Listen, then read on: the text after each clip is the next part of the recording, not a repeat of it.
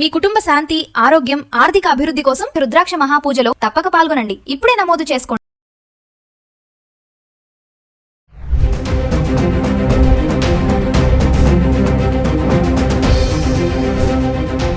Hi viewers, India's largest digital media network Suman టీవీకి స్వాగతం. ప్రస్తుతం మనతో motivational speaker and language trainer Vijaya Bangaru Amma ఉన్నారు. సో నరేంద్ర మోదీ గారు మన హైదరాబాద్కి వచ్చారు, చాలా హ్యాపీగా ఉన్నింది.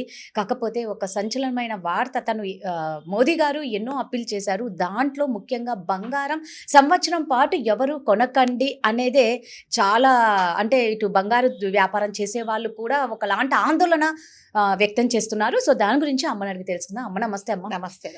మోదీ గారు ఫస్ట్ ఆఫ్ ఆల్ ఇలాంటివి చెప్తారు అని ఎవరు ఎక్స్పెక్ట్ చెయ్యలేదు. ఒక రకంగా చెప్పాలి అంటే ముందు జాగ్రత్తగానే చెప్తున్నారు అనమాట, కానీ ఎవరు ఎక్స్పెక్ట్ చేయలే.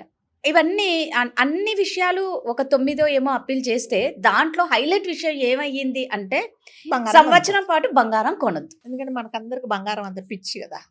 ఉన్నా లేకపోయినా అప్పులు చేసో, లోన్లు చేసో, లేకపోతే ఉన్న ఆస్తులు అమ్ముకొని కూడా బంగారం కొనుక్కుంటున్నారు. సో అంటే కొన్ని పరిస్థితులలో నుండి కొన్ని నిజంగా మనకి ఏదో ఒక పెళ్ళి అవుతుంది, లేకపోతే మనం ఏదన్నా కంపల్సరీగా మనం బంగారం పెట్టాలి అన్న అకేషన్స్లో తప్పకుండా అప్పులు చేసి, ఎందుకంటే మన హిందూ సాంప్రదాయమే అత్తగారింటికి అమ్మాయిని పంపించేటప్పుడు ఏదో మనకు తోచిన కొద్దీ మన శక్తి కొలది మనము అంతో ఇంతో తులమో అరతులమో ఏదో పంపిస్తాం.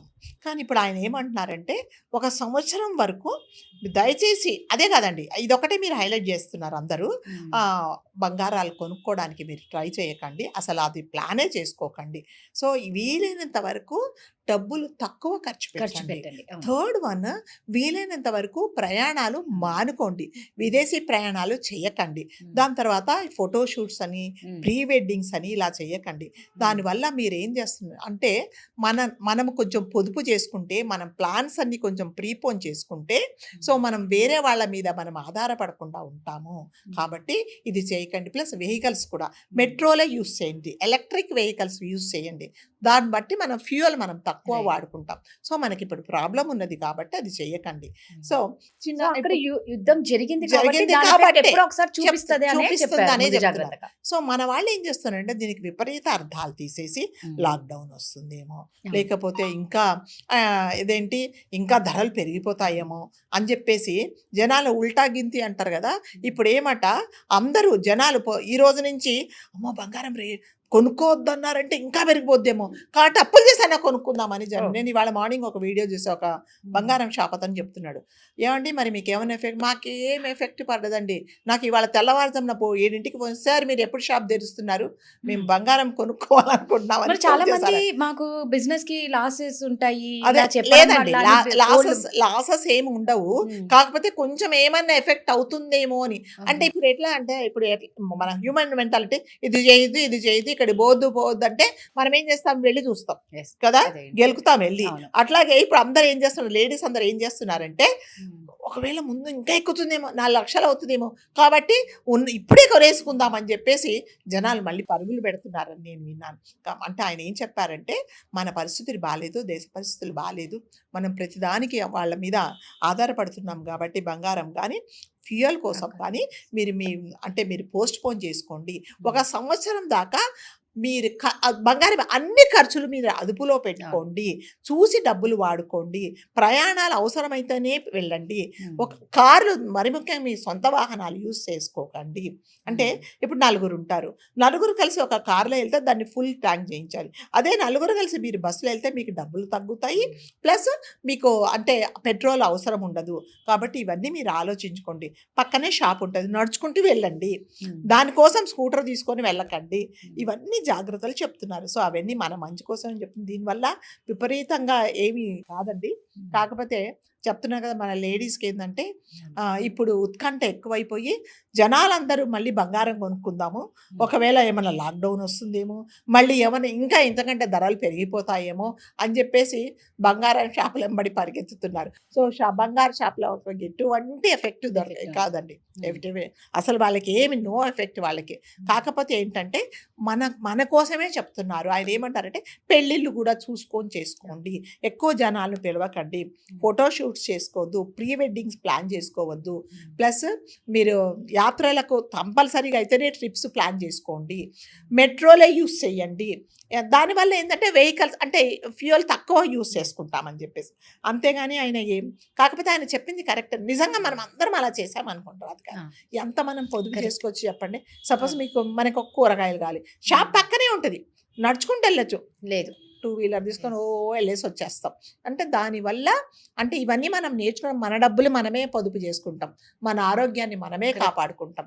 చూడండి, ఒక ఇద్దరు ఉంటే కూడా కారులో వెళ్ళిపోతారు బెంగళూరుకి. మీరు బెంగళూరుకు రాత్రి వెళ్తే అక్కడ ఏముండదండి, పని ఉండదు. అదొక షోకర్. చాలా మటుకి కొంతమందికి ఏంటంటే వాళ్ళ వెహికల్స్తో వెళ్ళడం అనేది చాలా, అంటే మాకు కారు ఉంది కదా, మేము కారులో వెళ్ళిపోతామని. అదే మీరు bus safety, first of all safety, చాలా సేఫ్టీ కదా. ఈ రోడ్డు మీద వెళ్ళే వాళ్ళకంటే ఏమరపాటు అంటే మీ మనస్సు, మీ శరీరము, మీ ఆలోచనలన్నీ కాన్సన్ట్రేట్ చేయగలిగితేనే మీరు సేఫ్గా మీ గమ్యస్థానం చేరుతారు. సో ఇవన్నీ ఆయన దృష్టిలో పెట్టుకొని దయచేసి ఇవన్నీ మీరు పోస్ట్ పోన్ చేసుకోండి. మీ డబ్బులు ఫస్ట్ ఆదా. ఆయన ఏమన్నారంటే కంపల్సరీ నేను కారులోనే వెళ్ళాలి అంటే నువ్వు ఒక కారులో రా, నేను ఒక కారులో రా, 4 కార్లు ఉంటాయి, నువ్వు ఇద్దరు రండి అందరూ కలిసి ఒకటే దాంట్లో వెళ్ళండి కంపల్సరీ అయితేనే అని ఆయన చెప్తున్నారండి. సో ఇదంతా మనం పాజిటివ్గానే తీసుకుందాం. సో దానివల్ల మనం కూడా మన ఆరోగ్యం బాగుంటుంది కదా, దాని తర్వాత సేఫ్గా ఉంటాము. అవసరం లేకున్నా కూడా అప్పులు చేసి బంగారాలు కొంతమంది లేని హంగులకు పోయి ఆర్భాటాలకు వెళ్ళి పక్కన ఆమె వాళ్ళ అమ్మాయికి 10 తులాలు బంగారం పెట్టిందంట.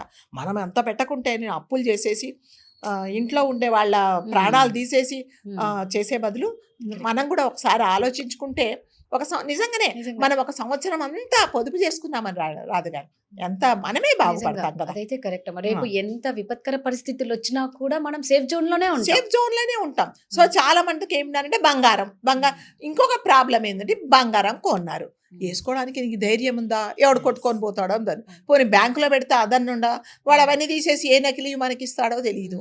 దాని తర్వాత మరి ఏం చేస్తా, పెట్టుకొని ఏం చేస్తాం కదా, కనీసం ఇంట్లో వేసుకు దొరుకుతాడు, ఏ పని మనిషి చూసి రాత్రి నన్ను గొంతు పిసికేసి చంపేస్తుందేమో, ఎవరిని మరి దానివల్ల ఉపయోగం ఏముంది చెప్పండి. కాకపోతే స్టేటస్గా అవునండి మీకు ఎంత ఉందండి, నాకు పెద్ద లాంగ్ హారం ఉందండి, నాకు షార్ట్ హారం ఉందండి, 12 గాజులు ఉన్నాయండి, అవి వేసుకోవడానికి తిరగలేదు, ఎవడి చెయ్యి ఇరిచేసి తీసేసుకుంటాడు అని భయం. కాబట్టి ఏంటంటే ఆయన చెప్పింది మనం కూడా ట్రై చేద్దాం కదా. సో మన ప్రోగ్రామ్స్ అన్ని ఏదైనా ఇది అత్యవసరమా, నేను కార్లో వెళ్ళడమే అవసరమా, నేను ట్రైన్లో కూడా వెళ్ళొచ్చు కదా, ఒక పార్టీకి వెళ్తున్నాను మెట్రోలో వెళ్తాము, చాలా మటుకు ఇప్పుడు మెట్రోలో వచ్చాయి, ఇక్కడ దిగితే అక్కడ కరెక్ట్గా వెళ్తున్నాము, కాబట్టి అలా వెళ్తే మంచిది కదా అనేది మనం కూడా నిజంగా మన ఖర్చులను తగ్గించుకున్నాం అనుకోండి మనమే బాగుపడతామని ఆయన చెప్తున్నారు. కాబట్టి పరిస్థితులు బాగలేదు కాబట్టి మీరు ఒకసారి ఆలోచించుకోండి, అవసరమైతేనే ఖర్చు పెట్టండి. మరి ముఖ్యంగా 12 నెలలు అంటే సంవత్సరం పాటు ఏ లగ్జరీ లైఫ్ రాయకుండా సామాన్యంగా గడపండి అని చెప్తున్నారు. కాబట్టి నన్ను అడిగితే మనం అవన్నీ పాటిస్తే మనము సుఖంగా ఉంటామని నేను అనుకుంటా. మార్పు అనేది చాలా మంచిది. ఇలా మన అందరిలో మార్పు మొదలైతే మనకే ఫ్యూచర్ బాగుంటుంది. అంతే కదా, రేపు ఎలాంటి విపత్కర పరిస్థితులు వస్తాయో తెలియదు. కాబట్టి బంగారాలు అస్సలు కొనుక్కోకండి అనుకోండి, అవసరమైతేనే ఇప్పుడు 10 తులాలు పెట్టాలన్నప్పుడు వాళ్ళను చెప్పండి, సార్ 10 తులాలు మేము ఇవ్వలేము, 4 తులాలు, అప్పుడు మీ డబ్బులే సేవ్ అవుతాయి కదా. అంతేగాని పక్కన వాళ్ళు పెట్టారు, ఇంకొకరు పెట్టారు, వాళ్ళ తోడికోడలు ఇంత అరకిలో తీసుకొచ్చింది, కిలో అయినా పెట్టాలి అంటే మనమే అప్పుల పాలైపోతాం కదా. అందుకని ఒకసారి ఆలోచించుకొని ఖర్చు పెట్టుకోమని ఆయన చెప్పారు. Thank you.